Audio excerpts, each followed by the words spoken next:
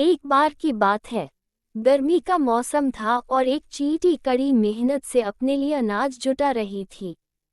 दरअसल वो सोच रही थी कि धूप तेज हो जाए, इससे पहले क्यों न अपना काम पूरा कर लिया जाए।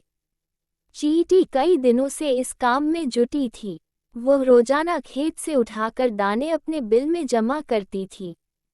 वहीं पास में ही एक टिड्डा फुदक रहा था।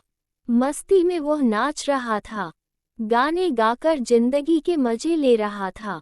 पसीने से तरबतर चींटी अनाज ढोते ढोते थक चुकी थी।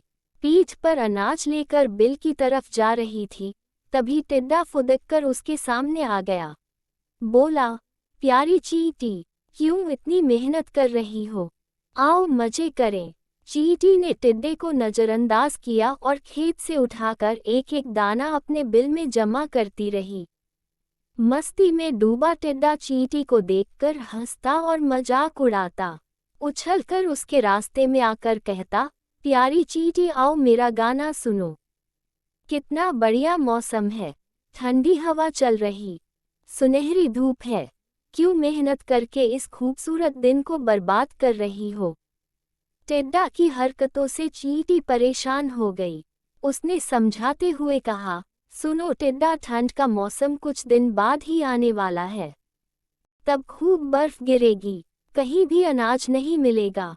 मेरी सलाह है, अपने खाने का इंतजाम कर लो। धीरे धीरे गर्मी का मौसम खत्म हो गया। मस्ती में डूबे टिड्डे को पता ही नहीं चला कि गर्मी कब खत्म हो गई। बारिश के बाद ठंड आ गई। कोहरे और बर्फबारी की वजह से बमुश्किल सूरज के दर्शन हो रहे थे। टिड्डे ने अपने खाने के लिए बिल्कुल भी अनाज नहीं जुटाया था। हर ओर बर्फ की मोटी चादर पड़ी थी। भूख से टिड्डा तड़पने लगा। टिड्डे के पास बर्फबारी और ठंड से बचने का भी इंतजाम नहीं था। तभी उसकी नज़र चींटी पर पड़ी। तब टिड्डे को एहसास हुआ कि समय को बर्बाद करने का उसे फल मिल चुका है। भूख और ठंड से तड़पते टिड्डे की फिर चींटी ने मदद की। खाने के लिए उसे कुछ अनाज दिए। चींटी ने ठंड से बचने के लिए खूब घास फूस जुटाए थे। उसी से टिड्डे को भी अपना घर बनाने के लिए कहा। कहानी से सीख, अपने काम को मेहनत और लगन के साथ करना चाहिए।